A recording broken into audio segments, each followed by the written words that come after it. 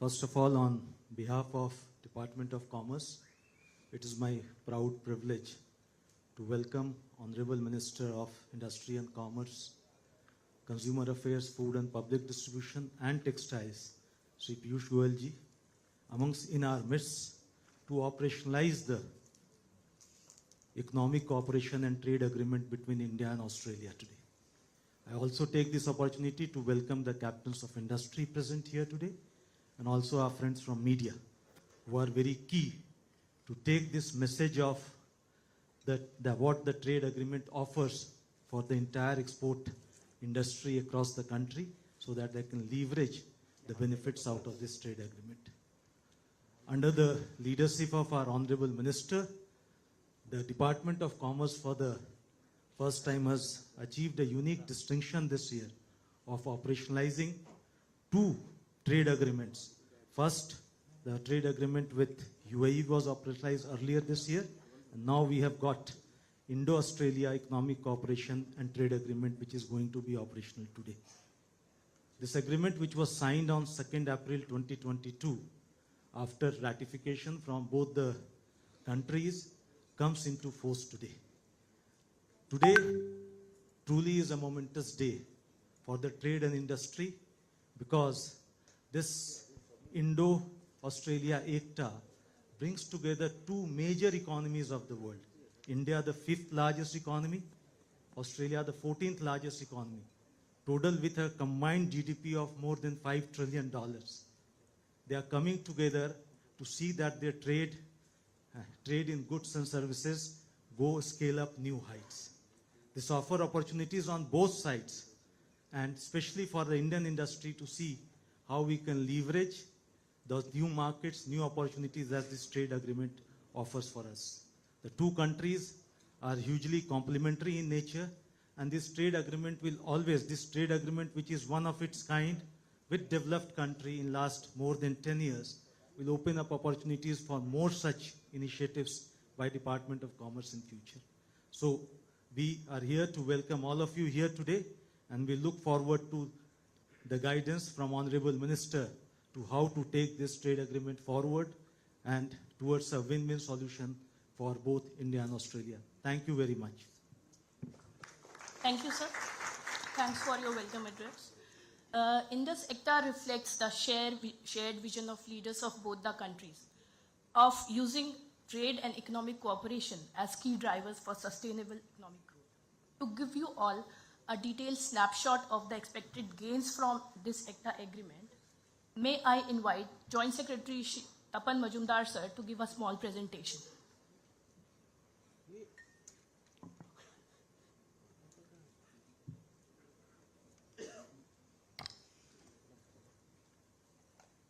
Honorable Minister of Commerce and Industry, Shri Piyush Goyal, DG PIV Mumbai branch, the industry leaders, the officials from EPCs, friends from media, and officials from various government departments, as well as others. Very good morning to all of you. All of you are aware that this agreement, which was signed on 2nd of April 2022, has come into force from today. And most of you are aware of the broad features of this agreement, but I will take through some of the important features of this agreement, which will be giving some highlights on what are the major gains, as well as what are the contributions we will be having under this agreement. Now, as has been told to you just now, that this agreement was signed on 2nd of April 2022. Then it took some time for the ratification because there is a process in Australia for the ratification through parliamentary approval, which took its time because of the change of government as well as the parliamentary approval, which could only be done on 21st of November 2022. We were ready with this quite beforehand, but it was on their part that it took some time. Then there was exchange of written notifications from both the sides on the completion of the domestic processes, and 29th November it was completed. And as per the agreement, after 30 days, once you exchange the notifications, after 30 days, it enters into the operation. Now, since it was exchanged on 29th of November, therefore, it is entering into force from 29th of December 2022.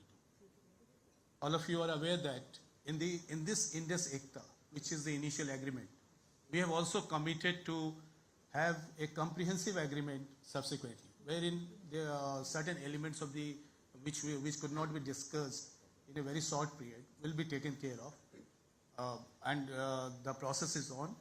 The chief negotiators from both the sides are discussing on this issue for forming the scoping paper, which will consist of what are the elements we are looking for the comprehensive agreement.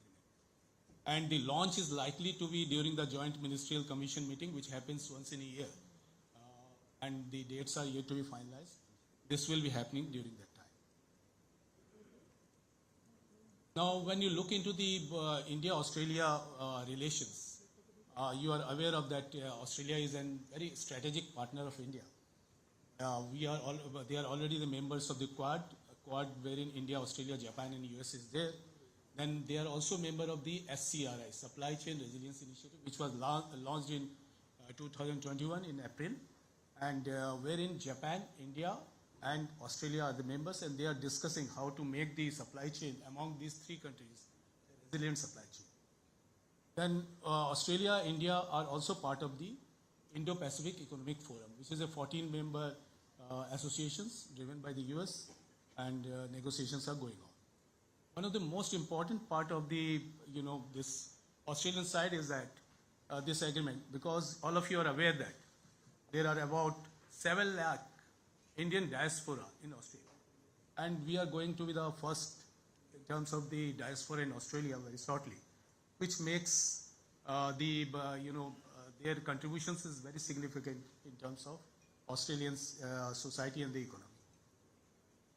India-Australia ECTA, if you look into the India-Australia ECTA, this is in the last 1 decade, after Japan and Korea, this is the first agreement with a developed country. In between, we had certain agreements, but those agreements were with a developing country. But after a decade only, we can have an agreement with a developed country. Now we are negotiating with a number of countries. And this agreement has one very peculiar thing, is that unlike some of the other agreements, this agreement entails a complementarity. Means whatever they are exporting, those are required by us, and whatever we are exporting, they are not competing with their own productions. So therefore, there is a huge complementarity between the production lines as well as the services provided by India. Now, if you look at the figures, now we estimate that with the signing of this agreement, the total bilateral trade is expected to cross $45 to $50 billion in 5 years. Today, it is about around $31 billion, goods and services taken together on a bilateral trade. And similarly, India's merchandise exports is going to increase by about $10 billion in coming 5 years, which is around now 6.7 or $7 billion.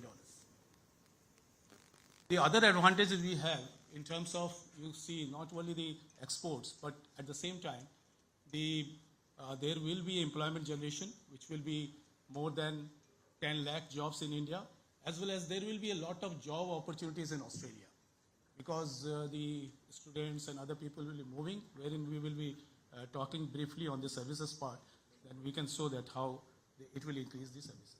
Another important aspect of this agreement is that since there will be a import or transfer of technology, or as well as the Australian investment in India, there will be an advantage of gaining higher technology, from the Australian side, whether it is engineering, electronics, pharmaceuticals, as well as medical devices. More than that, there are aspects of investments, increased investments from Australia.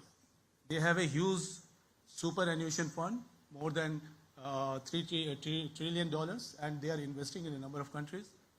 Therefore, this is also an opportunity to have investment from the such funds. Then I come to the goods. On the goods side, this is the only agreement wherein you have got 100% tariff liberalization. They have given zero duty for 100% of your tariff lines. Therefore, all your exports, whether you are exporting today or you are going to export tomorrow, all will be reaching there at 0% customs duty. There won't be any customs duty. They have an average of 5% customs duty on a number of products. Now, the sectors which will be benefited because of the customs duty reduction on the Australian side includes our all labor-intensive sectors: textiles, apparels, agriculture, leather, engineering goods, jewelry, pharmaceuticals, as well as furniture and sports goods.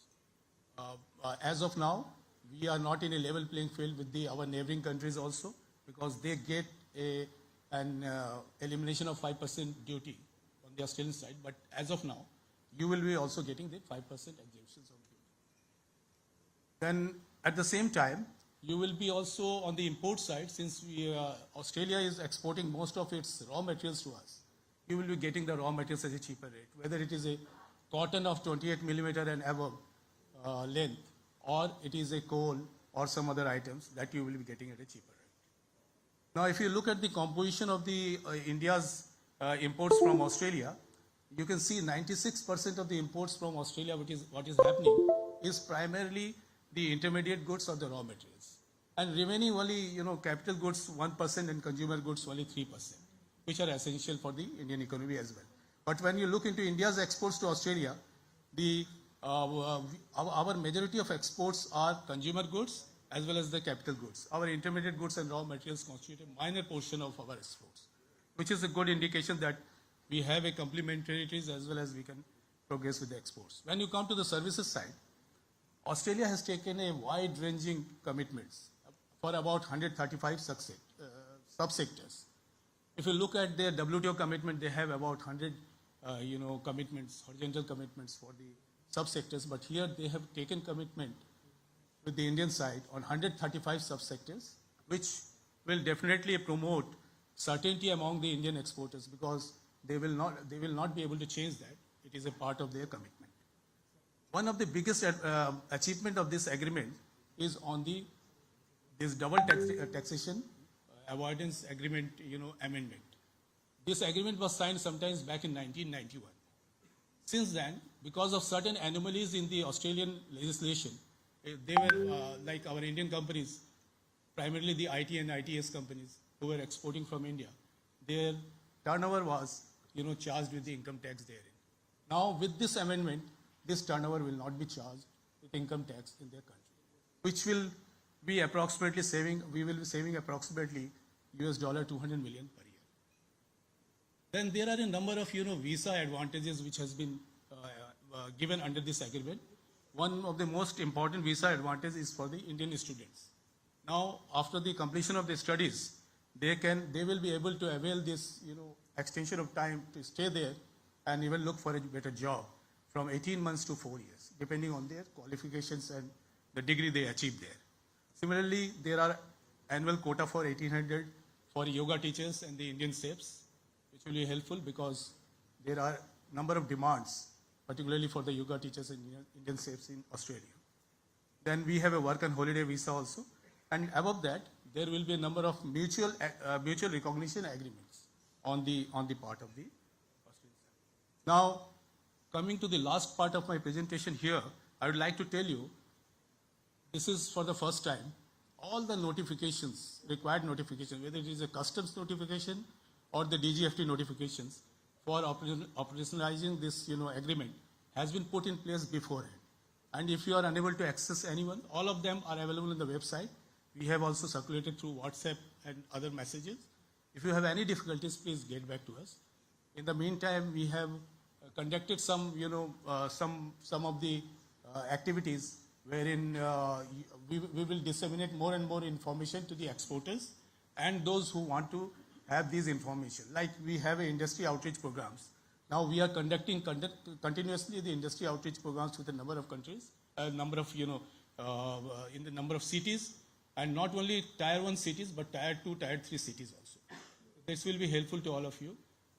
And in case of any difficulty, you have the help desk mentioned herein, which will be put in the website also. You can contact us so that we promote our exports. With these words, I will stop here. Thank you.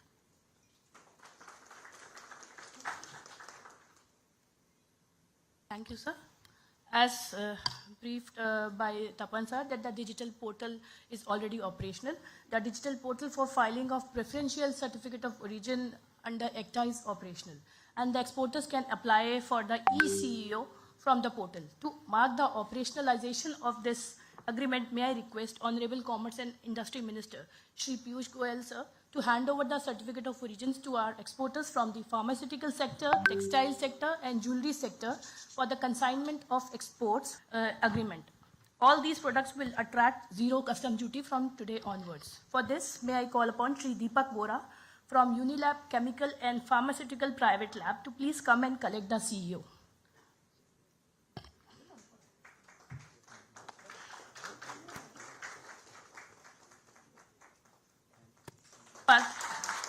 Thank you, sir.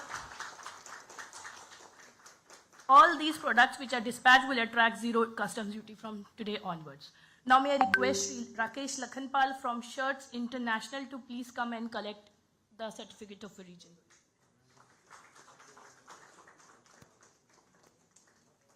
Textile sector is also one of the major gainers under this agreement, where we are getting duty-free access from the day one. That is, from today onwards, all the exports would be going duty-free to Australia under ECTA.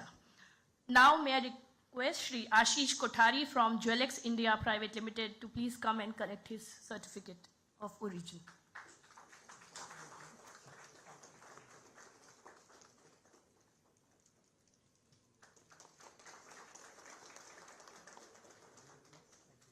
Thank you, sir. Mr. Ramneek Mehta from Venus Jewels. Sorry, I'm really sorry. Mr. Ramneek Shah from Venus Jewels.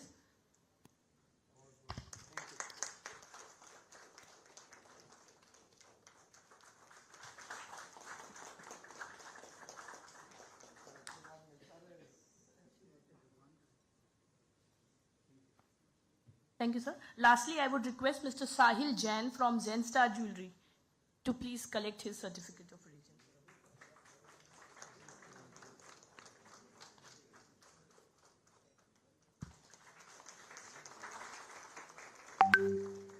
Thank you, sir. This agreement was negotiated and now being implemented in a very short span of time, and would not have been possible without the constant guidance, motivation, and exemplary leadership of our Honorable Commerce and Industry Minister, Shri Piyush Goyal sir. It was mainly due to his personal involvement and exhortation that this remarkable agreement could be concluded, signed, and now entering into force in such a short span of time, in spite of the prevailing COVID pandemic. May I request Honorable Minister, sir, to say a few words and share his valuable thoughts on this occasion. Sir.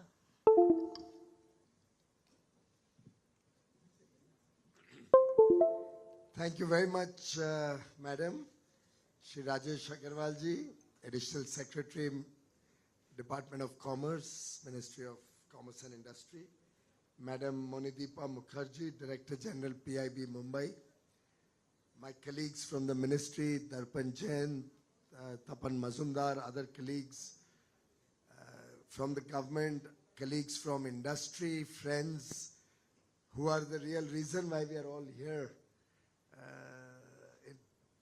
Friends from different industries, whether it's textiles, jewelry, gem and jewelry, leather, chemicals, all the various sectors which stand to benefit deeply from this agreement. The IT sector, services, which will have a huge impact post this agreement, and friends from the media. At the outset, please permit me to apologize that we had to reschedule. I had to do an important meeting with a large investment group from the USA early morning today, and therefore I could not join you earlier.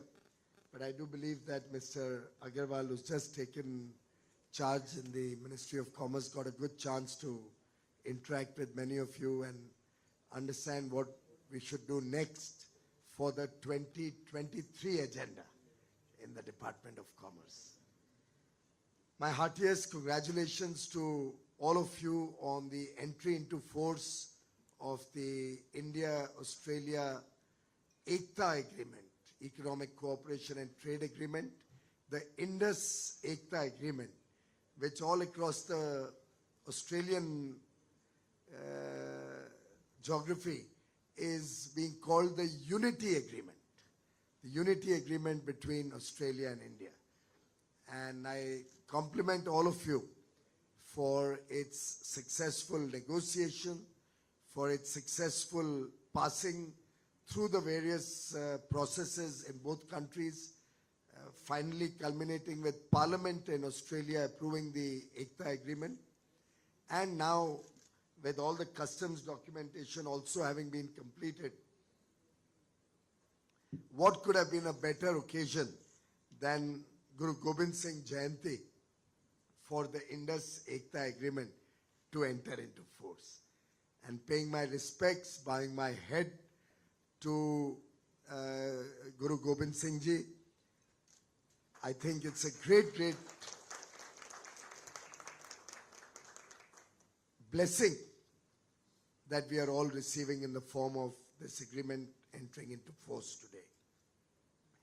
I don't know if any of you recall, but we've had somehow, and not so much by plan, but by coincidence, there's been somewhat a connect in all our various agreements and how they progress. So we had the UAE agreement entering into force on 1st May, which is Labor Day, which is Maharashtra Day. We are sitting in Mumbai. Gujarat celebrates its Foundation Day. So 1st May was when the UAE agreement entered into force. And today on Guru Gobind Singh Ji's Jayanti, with this agreement with Australia entering into force, I think 2 agreements within a calendar year is a matter of great joy and celebration for all of us in this room and for every Indian, every Australian across the country. In fact, early morning, I got a message from my counterpart, colleague minister, Mr. Don Farrell. Some of you may recall the agreement was finalized with Dan Tehan, but finally got approved under the leadership of Don Farrell. So from Dan to Don, it's been a journey of a year and a half. I would also call it a labor of love of this entire team. And I would say all of you also who actively participated in the various stakeholder consultations and helped us stitch together a win-win agreement between both countries. So Don sent me early morning a message, and I'll read it out to you. Great interest in our trade agreement. Happy New Year. It's coming today morning at 2:21 a.m. India time. So you must have just got up early morning in Australia. And along with that, he has sent me an article that he has penned down in the Australian, which is one of the major newspapers of Australia. India Trade Pact opens door to an export bonanza. So I responded to him with my message. Congratulations, Don. What a wonderful day. I am just proceeding to a celebration program on the entry into force of ECTA today. Have a great 2023. And I have sent him on the edit page of Economic Times what I have written, and both of us have written a small note celebrating the Indus ECTA agreement. So truly a matter of great joy and satisfaction. 2 agreements with 2 countries with large per capita incomes, large market potential in a variety of areas: pharmaceuticals, textiles, chemicals, gem and jewelry, leather and sportswear. And Australia is a sporting nation. A lot of potential for finished products to Australia because they hardly manufacture anything. They are largely a raw material and intermediate producing country. So it's a complete win-win. We will get cheaper raw materials for Indian industry, which will help us become more competitive to serve the world markets, which will also help us to serve Indian consumers with better quality goods at more affordable and competitive prices. Similarly, Australia, which is largely dependent on imports for most of their finished products, will benefit hugely. Consumers in Australia will benefit hugely with the entry into force of this agreement. And they will soon start seeing a lot more finished goods coming in from India, a lot of products that all of you are manufacturing in India, providing huge amount of work and job opportunities for businesses, both in goods, merchandise, and in services for Indian boys and girls, our young professionals, the talent that we have in India. You are also aware that, as Tapan just mentioned, this will also eliminate the double taxation on IT services, which was actually making us less competitive, and also we were losing out to in terms of profitability in our IT sector because of this double tax that they had to pay in both countries because of a earlier provision that was there in their law.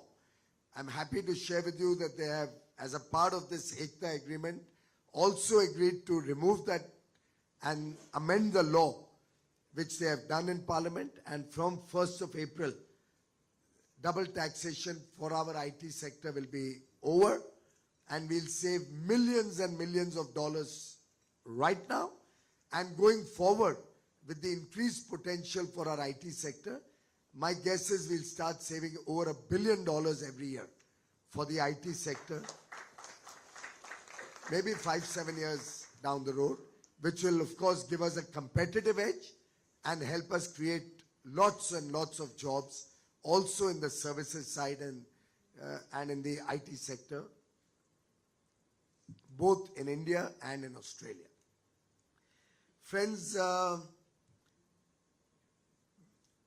it's also an important point to recognize that in terms of sensitive sectors, we have not had to give up on any sensitive sector where Indian industry or Indian farmers or Indian agriculture could have faced any stress. And you'll be happy to know, while India will get nearly 100% access to the Australian market duty-free, of which nearly 98% plus of our value of trade today will get zero duty from day one, from today. And just a few items, I think 100 items or so, 100 lines, which is probably 10, 12, 15 items, where we will get the zero duty over the next 5 years. But there also the trade value is barely 1.5% currently. And that will of course go up when they also start getting the duty benefit. Whereas products like agricultural products or dairy, areas which were very sensitive for India, but without which Australia has never done an agreement, have been kept out. So our dairy will be protected, our farmers will be protected, and I must thank the Australian government, both the previous government and the current government, for their huge support and the sensitivity which they displayed while finalizing the agreement.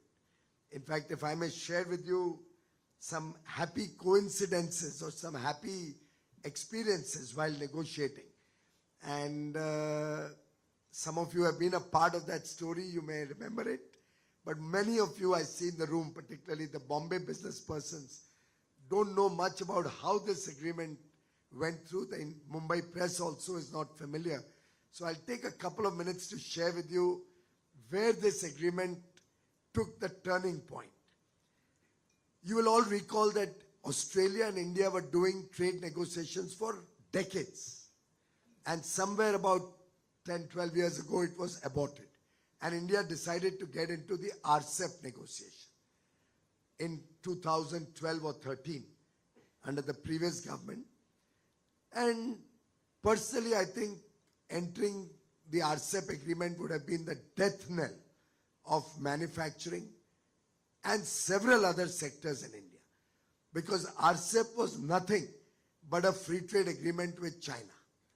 And we would have actually thrown our whole Indian industry to very, very unfair competition from a non-transparent economy like China. And Indian industry was petrified. And I use that word with great responsibility. When I started engaging with stakeholders, with industry captains, with associations, retailers, I went through the entire Indian industry segment across sectors. And nobody was happy with it, with RCEP. I wonder why and with what consultation the previous government had got into the RCEP negotiation in the first place. And I must thank Honorable Prime Minister Shri Narendra Modi ji for having the ability and the decisive leadership to say no in front of world leaders to joining RCEP.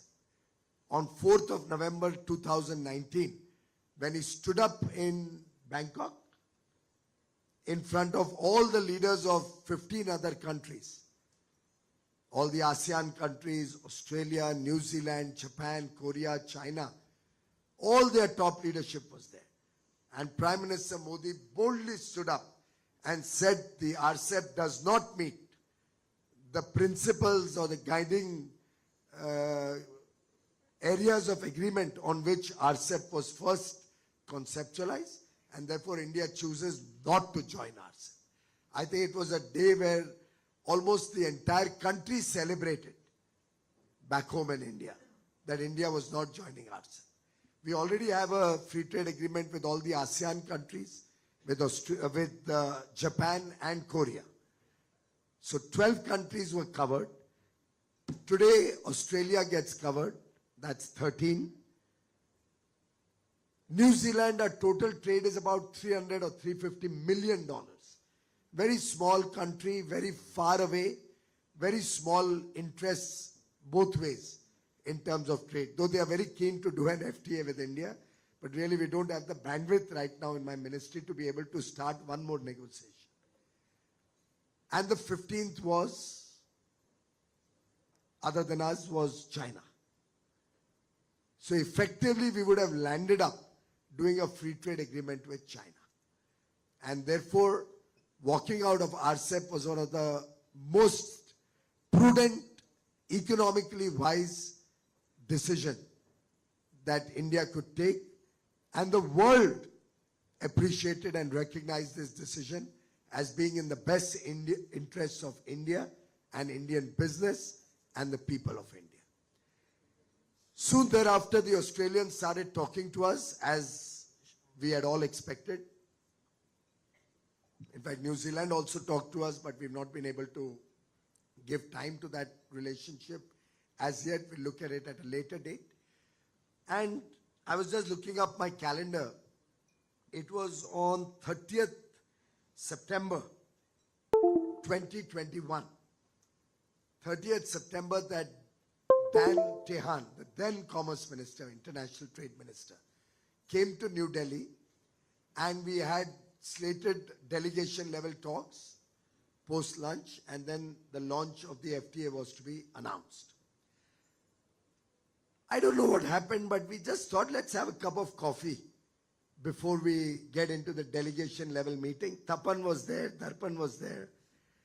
And we retreated into a small room which was probably just about the size of the stage. Just a small room like this. We got into a room and started talking. And friends, that conversation went on for some 4 hours. We talked to each other one-on-one for 4 hours. And in that 4 hours, we almost finalized the free trade agreement. The understanding, the deep understanding that was created in those 4 hours, the agreement that we both came to, that every issue which is sensitive to India, Australia will recognize that and not labor it. And whatever is sensitive for Australia, we will appreciate that and we will not push for it. We literally that day decided, and for the first time ever, Australia has done a free trade agreement without dairy and most agricultural products. At that time we decided, I said it's going to be impossible for me to open up dairy.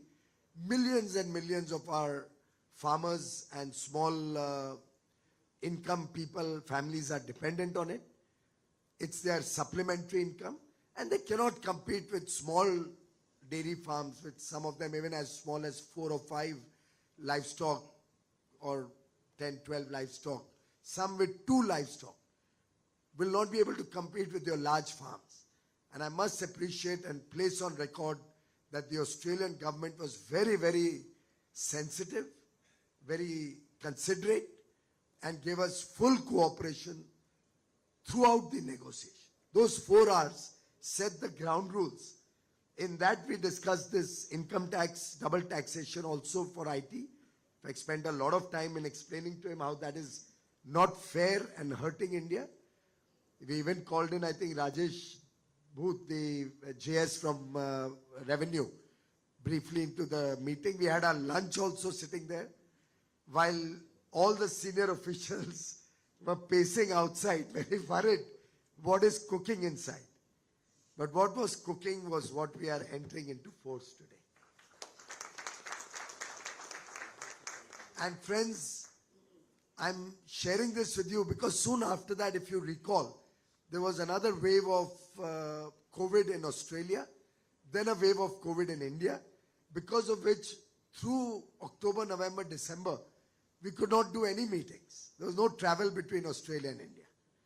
No meetings were held except, I think, 1 or 2 VCs which I saw on my phone with Dante. And some official level, small talk, nothing of significance. On 31st December, around the same time, 2:21, where Dawn sent me the message today, or maybe a little earlier than that, since the New Year comes in first in Australia. They were celebrating 1st January 2022, and on television I saw Sydney Harbour all lit up and lakhs of people out there celebrating the New Year. So I called up Dan and I told him, guys, COVID seems to be over. You are celebrating and back in action. So let's get cracking on our agreement. And while wishing him for the New Year, we decided let's do a VC on 4th of January. 4th of January, we did our first VC to start negotiating. Am I right? You all are part of that VC. To start negotiating this free trade agreement. And friends, the last VC we did, in between our teams went there, their teams came here, but the last VC was on 25th March. So 4th January was the first VC where we decided to relaunch. 25th March was the last VC when we ticked off all the boxes, finalized the commas and full stops. The last item we opened up for them was cochlear implants. I still recall that. We got the last few items they were not opening up so that this could become 100% market access for Indian business on 25th March. And 2nd April, as we celebrated Gudi Padwa, in the august presence of both the Prime Ministers, Prime Minister Modi and Prime Minister Scott Morrison, Dan Tehan and I signed the agreement in New Delhi. So it was a real labor of love working through this agreement. So while technically this started on 30th September, ended on 2nd April, the actual practical work started on 4th January, ended on 2nd April. And I was just calculating the number of days from 4th January to 2nd April. Friends, it comes to 88 days. The same time that we had taken for the UAE agreement. That also was finalized in 88 days exactly. You must have heard me mention that earlier. It's a coincidence that I've just discovered. So you can see 27 days of January, 28 of February, 31 of March, and 2 days of April. I've just done the maths and it came to 88 days. I'm just sharing these small nuggets because all of you are part of this journey. I remember in this very hotel, in the room across on the other side, I did the last stakeholder consultations. You recall that, Tapan? Where we did with engineering goods. Mahesh Desai was there. I don't know, he's not here today. You were there that day? So we did our engineer. Yeah, you are from the steel industry. Right. So steel was there. Engineering was there. I remember the longest meeting was with wine. Rajiv Sawant from Sula and many other wine industry people were there. It was a remarkable journey. I think you also came. Gems and jewelry also had come. Textiles had come. So we've had some wonderful engagements with all of you being a part of this journey. Thank you very much for all your cooperation, your support, for your willingness to open Indian markets also, your confidence that you can stand up to any competition, and your commitment to make India a great nation. Truly appreciate each one of you. I pray for your success. I pray each one of you benefits hugely from this agreement. This is a beginning, the second beginning after UAE. We have many more to go in the pipeline, and I'm sure with your support, your continued, let's say, push to help us get other agreements on the table, I'm sure 2023 will be another great year, another successful year of India's engagement with the rest of the world. India today works from a position of strength. We negotiate with confidence, and we negotiate for a brighter future for our young boys and girls. We negotiate for opportunities, for jobs, for work, for startups, for technology, for research, for innovation, for education, for health. And with the support of this team sitting in front of me, I think an agreement, which if I can take an analogy from cricket, which also binds Australia and India together, this can be called an agreement that was negotiated with the speed of Brett Lee and the perfection of Sachin Tendulkar.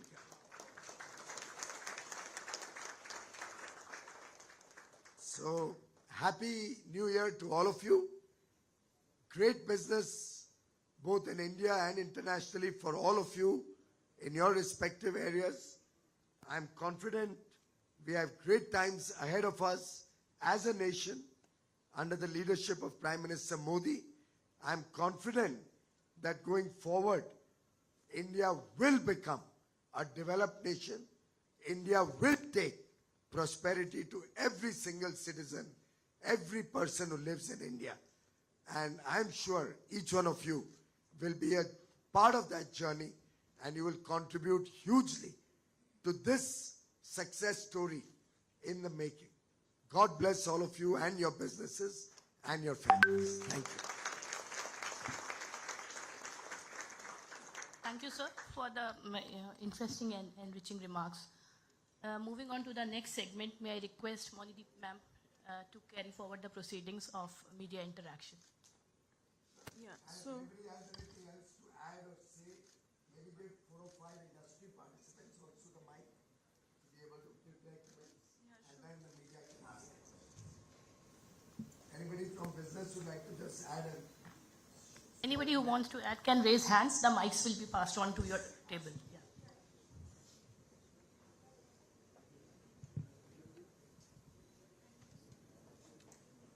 when you're asking the question, I request our friends from the media to please introduce yourself and your organization. Industry first 4 or 5. Sure. Good afternoon, sir. I represent the Cotton Textile Export Promotion Council. Sir, to begin with, at the cost of repeating, I thank you for this agreement, sir. It's a momentous one, and we are lucky. Mic thoda aise pakad लीजिए. We are lucky to be part of this momentous occasion and these times, sir. On our part, we are looking at it as a great opportunity to increase the exports of made-ups and fabrics to Australia. Presently, our made-ups, we have a share of about 13% in Australia's imports. We are confident of doubling this in the next 2 years, sir. Thank you, sir. So we are from JSW Steel. and we are one of the very progressive exporters.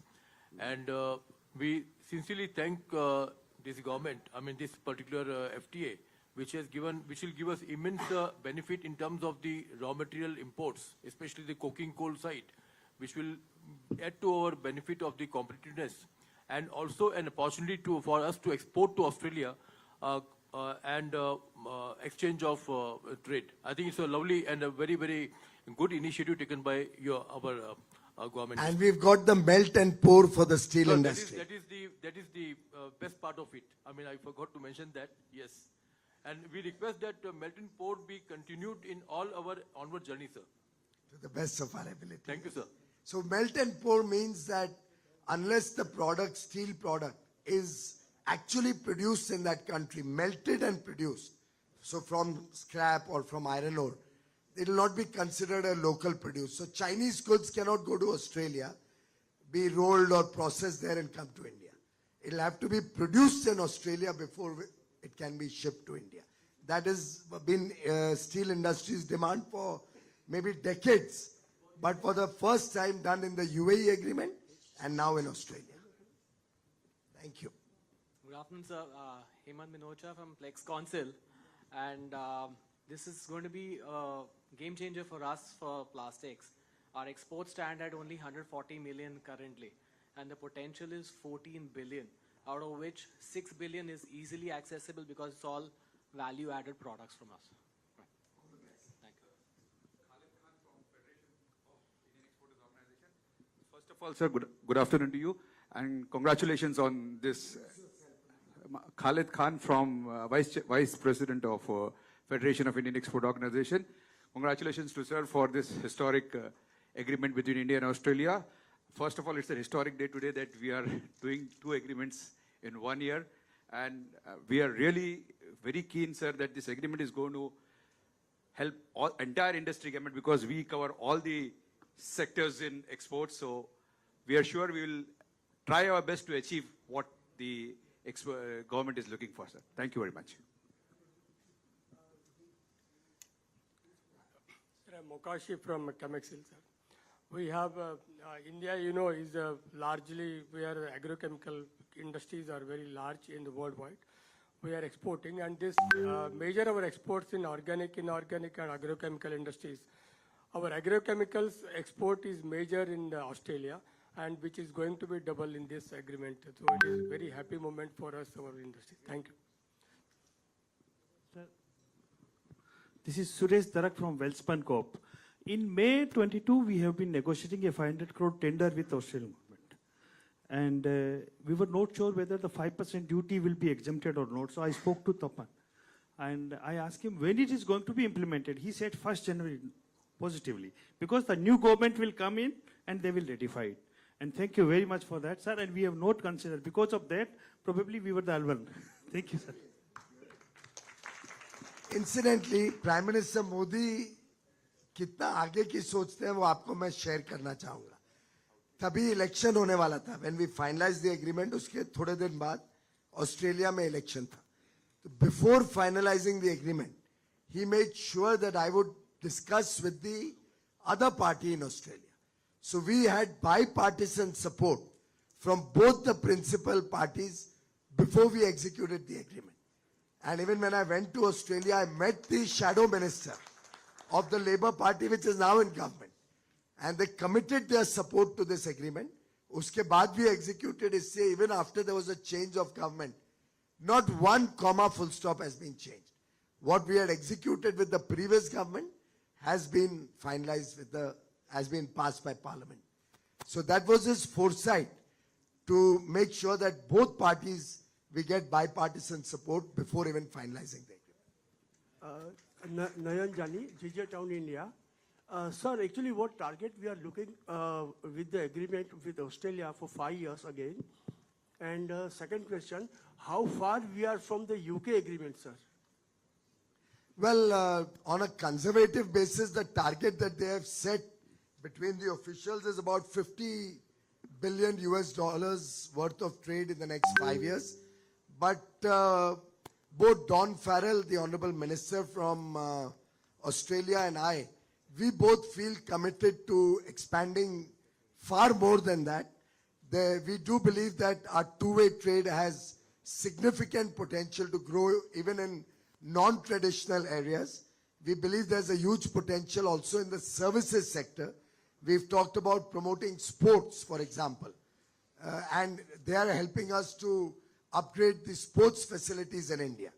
We have also talked about the wine industry, that they'll bring technology and investment and help us improve our wine industry. Apart from the traditional sectors, for example, gem and jewelry, textiles, pharmaceutical, we have an accelerated pathway by which our pharma industry will get a very speedy regulatory approval to start marketing in Australia. Auto industry, we are hardly sending any automobiles, but SUVs, electric vehicles, all of this, there's huge potential. So I think my own sense is Don and I both agree that we can do far more than $50 billion. Sir, Vipul Shah from Gems and Jewelry Export Promotion Council. First of all, heartiest congratulations. Our sector will benefit a lot, sir. Currently, which we are doing $400 million, we expect it to cross $1 billion in next 5 years. And sir, thank you again. And I would like to share, yesterday, we had this seminar in Surat for this ECTA, and there was a huge participation from almost more than 250 people from all different sectors, and they were really excited about this, and really they have all sent a congratulatory message and wishing the government a fantastic job, sir. Thank you. Last, after Yes. that, the media is there. Sir, on behalf of the Regional Engineering Export Promotion Council, heartiest congratulations to all of us. It is a historic trade agreement. And if we look from the steel front, I mean, it is a complementary, what Mr. Agarwal has used the word complementing to each other, because they have the good raw material, mineral resources and technology available in that country. And India is looking for that thing. So it is going to complement our manufacturing industry, because they have very limited manufacturing setup, and they believe in more on the mineral resourcing and the technology providing. And this is certainly going to give us the good opportunity to create India as a global hub for the export of steel items. And our target of 2047, we are looking for 100 million ton export. I'm sure this trade agreement is going to support us in a big way. So thank you once again very much, sir.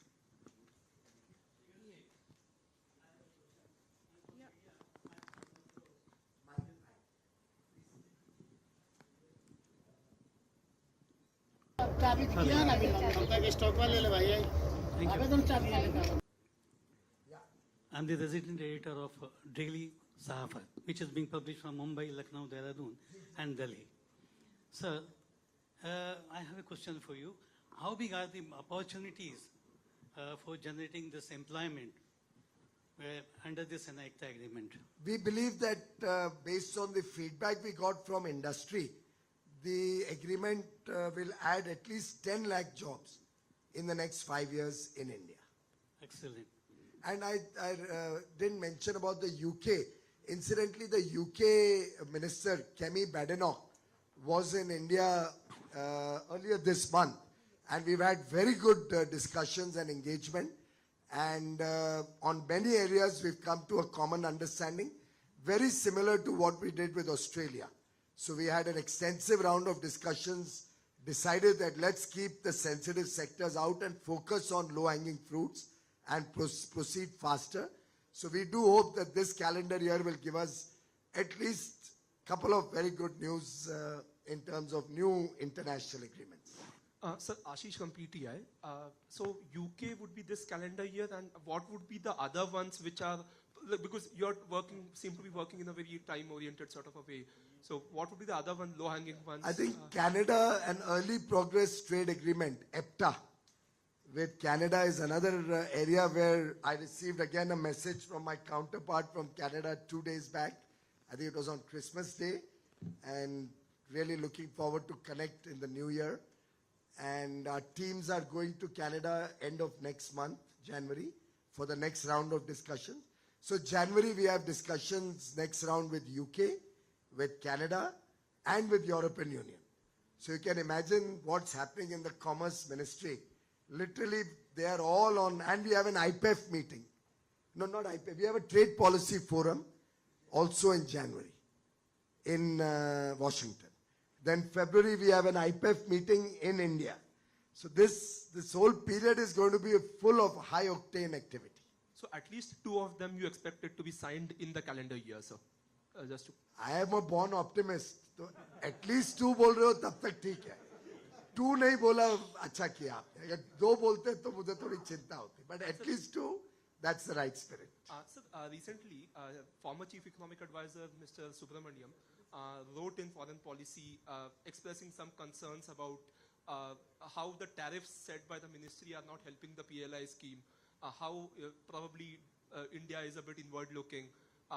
India is inward-looking in its entire sort of spirit, and also how the entire creating national champions issue is probably doing disservice to Indian enterprise. With due respect to the former CA, everybody has a viewpoint and has a particular direction in which one believes with conviction that he is on the right thought process. The former CA is one of those who believes in completely opening up all businesses to free trade. We believe that it is important that we calibrate the opening up so that Indian industry gets enough time to mature, develop themselves, and be able to compete on fair terms. So PLI is one of those schemes which will help Indian industry. जिसको बोलते हैं जैसे motorcycle कैसे start करते हैं, उसको एक kick start देना पड़ता है. तो PLI is that kick start.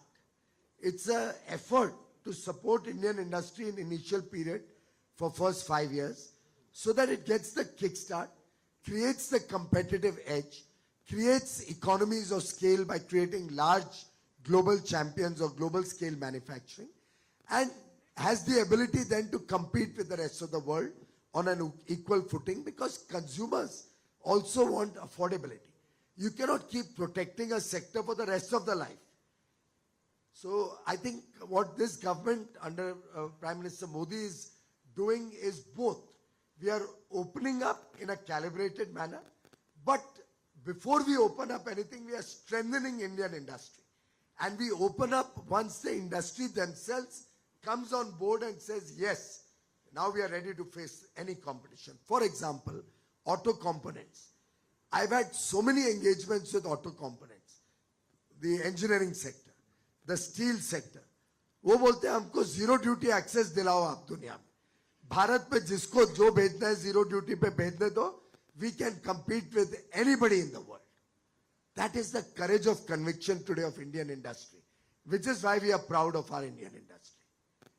And we are doing a very calibrated, modulated opening up, supporting industry wherever they require. And that also support comes out of studies done jointly by private sector, industry associations, and government acting as a facilitator, the scale committee, which guides us which are the sectors which need that support. So it's a very, very professional approach and a collaborative approach between industry and government. Sir, hi, Shama from Doordarshan. Sir, here. Let the press. Sir, here. How will the MSME sector benefit from this agreement, ECTA? Madam, the maximum exports are happening through our MSME sector. And obviously any growth in export will help MSME more than anybody else. Point 2, large industry very often can still manage because of economies of scale with some duties. MSME gets really hurt. MSME works on very tight margins.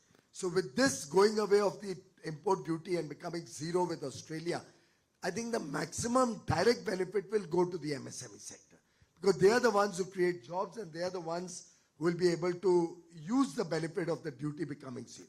And lastly, keep in mind, every large industry needs a big ecosystem around it of MSMEs. The steel industry people here. The steel industry may be a large, they may have invested maybe 50,000 crores in JSW Vijayanagar or in Dolvi. But around that, there will be thousands of MSMEs who are suppliers to the main plant. And then there'll be thousands of MSMEs who buy from the main plant. In both respects, the final beneficiary, even though a certain thing may look like a benefit is going to a large unit, it actually helps the competitiveness of India as a whole, and the biggest beneficiary is the MSME, either directly or indirectly. Hi, sir. Aishwarya from ET now. Of the $45-50 billion bilateral trade benefit that will be there between India and Australia, which are the top 5 sectors that will benefit from this trade? The 5 large beneficiaries? Yes. I think you heard all of them speaking here, but I can broadly from my mind recall, gem and jewelry was most bullish that this will be a great benefit for them. Textile was extremely confident the benefit will be big for them. Automobile, auto components, and then the larger engineering ecosystem was another area which was very confident that this will open up huge opportunities. The pharma sector, they are large importers of medicines and pharmaceuticals. This generics going from India will help them reduce their cost of healthcare in Australia also, and will give huge opportunities for Indians. Now I can keep going on and on, but I'd like to mention the IT sector. Because of that double taxation going away, since you talked of 5, IT will benefit in a big way. But otherwise, I think getting 100% of products access with zero duty will actually help the Indian industry as a whole. The plastics was so confident, friend from plastic industry. They don't have much of a manufacturing base. So they are largely dependent on imports. And their largest imports comes from a country who's not very friendly with them right now. So they are very, very keen to expand with an alternate, and a powerful, large manufacturing base like India fits perfectly into Australia's plans. We are together on the Quad, Japan, Australia, US and India. We are together on the supply chain resilience initiative between Japan, Australia and India. So we are working together on strategic, geopolitical and now economic areas. So the ambit of our relations is only going from strength to strength. Sir, first of all, congratulations for achieving this milestone. Would like to know more about that. What are the chances of government and what are your views for coming forward with the full free trade agreement with Australia in the coming years? This, in terms of goods and services, this almost covers everything. So these days, free trade agreements usually cover non-trade issues also. You know, they discuss about our collaboration and cooperation in education. They talk about environment, climate change. So various new subjects are becoming very important in modern free trade agreements. So this agreement covers, I think, 9 chapters, and 14 is covered in this agreement. There are few areas more that we are discussing with them. We are discussing how to expand investments between the two countries. So that's another area where we have discussions going on. We are looking how we can improve mobility between the two countries. While I'm sure you might have noticed, every student who goes to Australia to study will get a guaranteed visa ranging from 18 months to 4 years. Our STEM graduates or postgraduate students, PhDs and all, will get 4-year work visa, guaranteed to work in Australia. So all our students who go there will get a chance to recover the money they spend on their education, and many of them may even get a chance to work if they do well. Then our yoga instructors and chefs, cooking chefs, bawarchi, they will get 1,800 visas every year. Every year, 1,800 work permits for chefs and yoga instructors. So it's an agreement which covers a very wide span, and which I can, madam, keep recounting the benefits, and शाम हो जाएगी, मुझे आपको शाम का खाना भी खिलाना पड़ेगा. Thank you, friends. Thank you very much.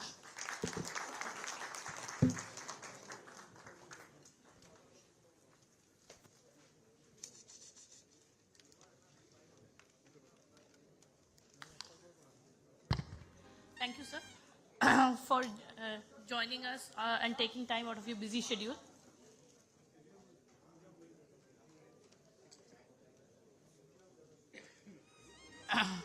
lunch is organized for the industry leaders and media fraternity. I would request all of you to join us for the lunch spread in the foyer area. कि सड़क के दोनों तरफ लोग बेसब्री से इंतजार कर रहे हैं, प्रतीक्षा कर रहे हैं प्रधानमंत्री के रोड शो की। ये आप तस्वीरें देखिए, प्रधानमंत्री का स्वागत करने के लिए लोग सड़कों पर किस तरह से खड़े हुए हैं। और प्रधानमंत्री का जो रोड शो है, अब तक का सबसे लंबा रोड शो, करीब करीब 50 से 51 किलोमीटर का रोड शो, वो शुरू हो चुका है और उसका इंतजार जो है लोग सड़कों के किनारे कर रहे हैं। ये सीधी तस्वीरें आप देख अशोक जी, जो लेकिन रफ्तार से प्रधानमंत्री का काफिला दिखाई पड़ता था, आप उससे क्या भारत की विकास की रफ्तार को जोड़ते हुए देख रहे हैं? वो रफ्तार कुछ कहती है? देखिए, विकास की रफ्तार तो आज देखिए, आज एक इंपॉर्टेंट डे है, G20 के बारे में आपने हमने अभी खबर भी दी। तो आप देखिए किस तरह से भारत की वैश्विक रूप से किस तरह से प्रतिष्ठा जो है, किस तरह से भारत की चमक दमक जो है दुनिया में बढ़ रही है। तो वो रफ्तार तो थी, लेकिन अभी आप देखेंगे वो रफ्तार इसलिए थी क्योंकि ये काफिला शुरू हुआ है, ये रोड शो शुरू हुआ है। लेकिन जब प्रधानमंत्री पब्लिक के बीच आएंगे तो वो रफ्तार नहीं रह पाएगी, क्योंकि तब जो है प्रधानमंत्री की जो एक कनेक्ट, एक पूरा लोगों के साथ मिलने का, लोगों के साथ कनेक्ट करने की जो भाव होती है, उसके कारण आप देखिएगा जगह जगह प्रधानमंत्री लोगों को हाथ हिला के अभिवादन करेंगे, लोगों से मिलेंगे, लोगों से बात करेंगे। और इसके अलावा आप ये भी देखेंगे, क्योंकि ये रोड शो बहुत लंबा है, करीब करीब 51 किलोमीटर का है और 14 विधानसभाओं को कवर करेगा। आर्यन, ये इंपॉर्टेंट बात है, 14 विधानसभाएं कवर करेगा, जिसमें से 13 विधानसभाएं जो है वो दरअसल अहमदाबाद की हैं, एक विधानसभा गांधीनगर की है, दक्षिण गांधीनगर की। तो वहां से प्रधानमंत्री निकलेंगे और प्रधानमंत्री अभी जो है 2 दिन तक गुजरात में रहेंगे और लोगों से कनेक्ट करने का जो एक मीडियम है, एक माध्यम है रोड शो के जरिए लोगों से मिलने का, लोगों से कनेक्ट करने का, ये जो है उसका एक जो बड़ा भव्य नजारा जो है वो अब से अगले कुछ घंटों तक हमें देखने को मिलेगा। अशोक जी, अक्सर हम देखते हैं रैलियां होती हैं, एक जगह होती है, निश्चित जगह होती है, वहां पे बड़ी संख्या में लोग आते हैं, लेकिन 50 52 किलोमीटर, ये आप देखिए लोगों ने किस तरह से स्वागत करने के लिए रंगोली बनाई है। ये गुजरात की एक परंपरा है। आप देखते हैं नवरात्रों में जगह जगह ऐसे होता है। तो यहाँ पर अभी